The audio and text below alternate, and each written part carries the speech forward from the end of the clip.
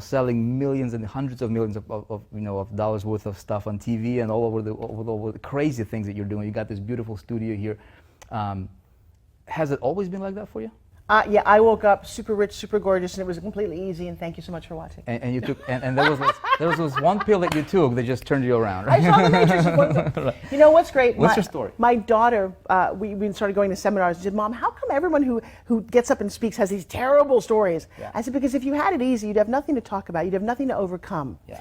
And so I have a couple of theories. One is that you're the sum of the obstacles you overcame. You're the sum of the obstacles that you overcame. So what happens is the bigger the issues, if you're still here and you choose to make that life doesn't happen to you, but it happens for you, you take all the horrible things that we've had, and apparently we've all had horrible things.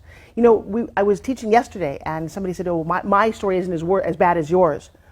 Really? We're going to compare? Yeah, one guy had his friend blow up in a war in front of him, and the other was raped by her dad. I'm sorry, which one is? Don't do that. Yeah. I don't care if you stubbed your toe, it's your story and your pain, and I think most of us have that. So my story, personally, is that I grew up in Long Island, grew up talking like this. I noticed you have like a little accent too, right? Yeah. I actually was made fun of, so I got rid of mine. And I had loving parents. Where were you born? I was born in Brooklyn, but what we just discovered is that we are brothers and sisters from another mother. I'm the same, I'm Ukrainian. Yeah, so I just found that out. I know, my grandparents are from Kiev and Odessa, and because for the longest time people were like, "What are you, like Italian?" I'm like, "No, I think I'm Russian." But you're not Russian, you're Ukrainian. Yeah. Which I'm very proud of, by the way.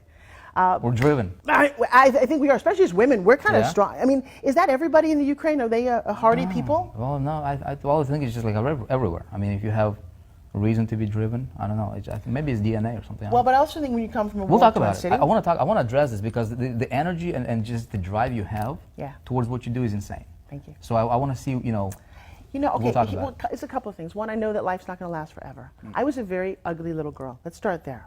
I was 8, and you don't need to feel sorry, "Oh, I can't see that," and people do that all the time. It's irrelevant whether you think I was ugly. I did, and I've got pictures to show it. I was 8 years old, and I got hit in the face with a baseball bat, and my nose grew out. It was like I had this odd broken nose. I used to suck my thumb. I had braces. I had teeth that stuck out in 4 different directions. I wore braces for 8 years. Now, you have kids, right? Yep. Imagine you put your daughter in braces at 8 years old, full set of railroad tracks, and a tongue twister. So for years I talked like this, and I had to go to speech therapy. I had a thing in my mouth, and I had rubber bands, and I had a headset, and I had frizzy hair, and I was a little overweight because fast food had come out. My mom, God bless her, was always 260 pounds, so we ate McDonald's. McDonald's had just come out when I was a kid. McDonald's, Arby's, Kentucky Fried Chicken, and then Monday through Thursday was like TV dinners. Really? We didn't stand a chance. And I loved to dance, so now I was this heavy, chunky, ugly dancer. Okay, then to make it more interesting, my dad is an inventor. He makes a living as a printer, but he invented these weird things, and we should actually stick in some pictures. One of the things that he created with a half a garbage can, a lawnmower engine, and paper mache was my very own little go-kart, like a Batmobile. Really? He also had this thing that he put over our sink in the bathroom where you could crawl up into this 4-foot deep lazy Susan, and as a kid, like Harry Potter, I could physically crawl over the sink in my bathroom and disappear into my medicine cabinet. Try explaining that to the kids in 1st grade. They're like, "You're a dork." And I'm like, okay. And then I was ugly, and I was really smart. And even if I wasn't smart, and this is what I've come to understand, my dad, God love him, he didn't graduate college, but he was this engineer, okay? So he used to teach us, by the time I got to 1st grade, I could do long division. Your kids probably in 5th grade don't know how to do long division, okay? So I showed up at school, and all of a sudden, I was labeled a genius. But I knew that I wasn't. There were actually a couple of geniuses in my class, really brainiac, smart kids, and here I am trying to keep up because I didn't want anyone to know that I was a fake. I didn't want to embarrass my family. And so I outworked everybody. And I didn't come to this, by the way. I'm in my 50s now. I didn't know all this until recently. I worked so hard. I graduated high school a year early. I graduated college with not 1, but 2 degrees in almost half the time, in 3 years with 2 degrees. I was so dedicated to working. Now, when you do that, you don't have a whole lot of fun. But let's backtrack. So now I'm 14. And my dad, one day, it's in June, we're sitting at the table, my mom and my sister would get a phone call, "Your dad's in a horrible accident. He has slipped and he's cut off the whole front of his hand in a printing press." And for the next 3 years, he would spend in the hospital 15 different operations. They would graft all parts of his body to rebuild his fingers, and it destroyed my entire family. We had no money, none. We didn't lose our house because my parents had a savings, but it ate through all of that. And you can imagine, as the man in the house, my dad lost his self-esteem. And all I know is I'm a 15-year-old kid, And every day I don't go to baseball games or football games. I do some theater, but I see my dad in the hospital. And I love this man very much. And then when he got okay, I'm like 15, and they said, we have no money for college, we're completely broke. It's like, oh, okay. But his doctor said, look, I will fix your daughter's nose for free. So they fixed my nose, got kind of cute. And my mom said, well, there's this pageant you could enter that's got a scholarship for school. And I'm like, Mom. She's like, no, don't worry. It's not a beauty pageant. Okay, Mom. It's a written test, a talent, and a personality. And I had all those things. And for 3 weeks, on and off, I would audition. But something happened. I'm 16 years old. I'm standing at the door, and there's 350 girls in there. And it's a written test is the first thing. And I'm damn smart, right? I got that. And I got my dad right there. And I said, you know what? One of these girls is going to be on TV with Bob Hope in a national pageant, and it's going to be me. I have no right to say that. And it's only a good story because it ended up being me. So, like, what was that about? What was going on through your head that made you say that? It is, for entrepreneurs, it was my why. I'm looking at my dad. Do you love your parents? Of course. Yeah, well, not everybody does. I love this man, and I'm going to start to cry. He used to take me flying. I flew airplanes with my dad. I was his best friend. And he's a magician. I learned to do magic tricks. And to see this man hurt, now you can make me cry, darn it. Because I know it's challenging to really go back and think about this, but I just wanted it to be okay for him. And I'm a kid. How do you make it okay for your parents? These two people would do anything for me, and they're hurting all the time. Yeah. So anyway, I got there. I got on television. And then the irony is it was the worst week of my entire life. I am Jewish, and I'm in the middle of America in Tulsa, Oklahoma, where there's no Jews. In 1976, they thought Jews were people who had really big noses and were bankers. Y'all have the funniest accent I ever heard. I'm like, what you talking about? I don't have an accent. And it was a horrible, confusing week for me. I left there. I changed my voice. I literally used to watch television and said, how do normal people talk? Went off to college, and then something happened. I was going to be a lawyer. That's what my parents paid money to go to college. And while I was there, one person in one moment changed the next part of my life. So I'd audition for plays. I always wanted, see, when I was little, there was no DVRs, and I didn't have a lot of friends, very, very awkward, ugly little girl. I spent all my time watching TV or movies, like all my time. Like I can tell you every trivia thing from F Troop, Man from U.N.C.L.E., I. G. Magini, Brady Bunch. No one ever heard of me. My daughter says, Mom, hey, Jeff, sleepovers? I'm like, I didn't really have friends. So you weren't really social? Really social? I didn't exist. Everybody was prettier or better than I was. I would go home from school, I studied, I watched TV. I had no friends. So by this time you were what, 14, 15? Yeah, and it was weird. And then I got into this pageant, and then I went off to college, and again, kind of weirdly lonely. I didn't understand what friends were for. It doesn't matter. You know, if you're kind of a quirky person, I've discovered actually what I am as an introvert. I'm what's called an extroverted introvert. But nobody knew that. Nobody diagnosed ADD back then either. So I just took my little, it was uncomfortable around people. I didn't want to just chit-chat about stuff. And then all the girls were like, oh, look at the boys. And it's like, why are you wasting time with that? I was like a marketer. And I look at my daughter, by the way, who's now this entrepreneur. She's written a book. She's on stage. She's 14.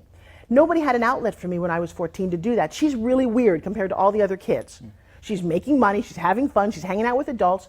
That was me, but trust me, it was not attractive 40 years ago. So anyway, I got to college. And I'd always auditioned for plays. In my heart, I was like, wouldn't it be fun to disappear and become somebody beautiful, like an Audrey Hepburn or a Katharine Hepburn?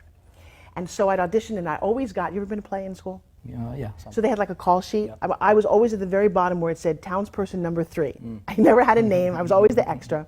And senior year, I auditioned for Shakespeare. The biggest female role that he had was Rosalind. Yeah. And I auditioned, and I'm looking for the name townsperson number 3. And I didn't get anything. I'm like, I didn't even make like a townsperson? Then I get to the very top, and there's my name at the lead role. And it was like, I actually called the professor, and I said, okay, help me understand this, because You thought it was a mistake? Not a mistake, but I don't want to do it. I can't even, I'm not that good. And why would you do this now? Blah, blah, blah, and all this is in my head. And you want to hear something crazy? I'm talking to David, Professor Richmond. I said, why did you choose me? And he said, you're one of the best communicators. You have more. He said all these amazing things. It's a little embarrassing.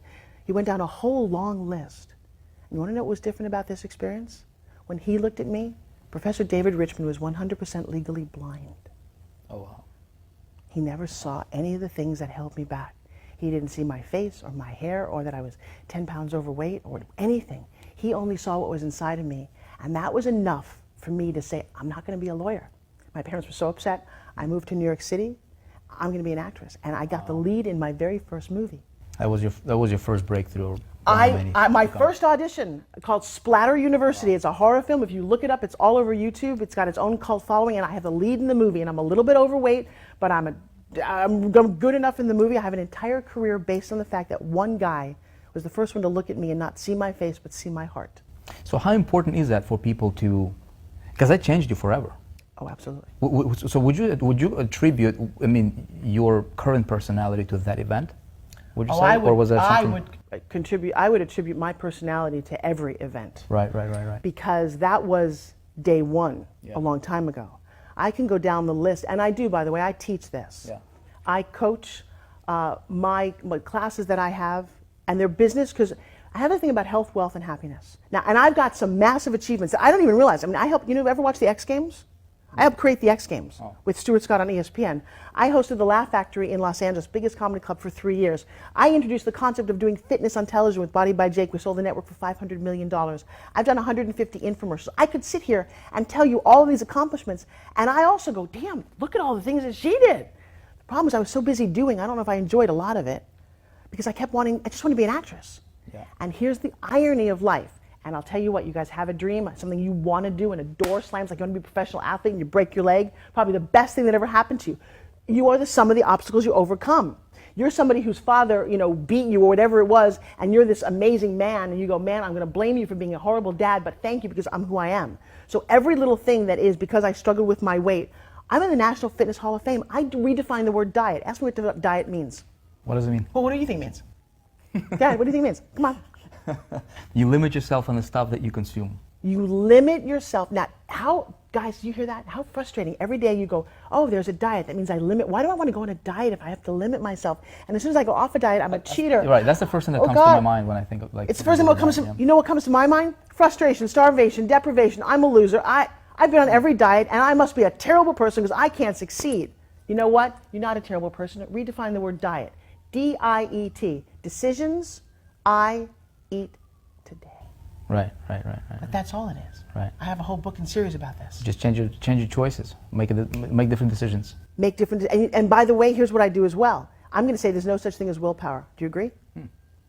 Interesting. Well, if there's no such thing as willpower, then you can't fail, right? Right. So watch this. If I give you accountability, if I give you a guy who's super fit, like on the internet, like a bodybuilder, and I show you what he eats every day, and I give you a guy who's 300 pounds overweight, and I show you what he eats every day, and I said, every day, all I want you to do is to email us what you eat every day. I'm not even going to give you the diet. Right.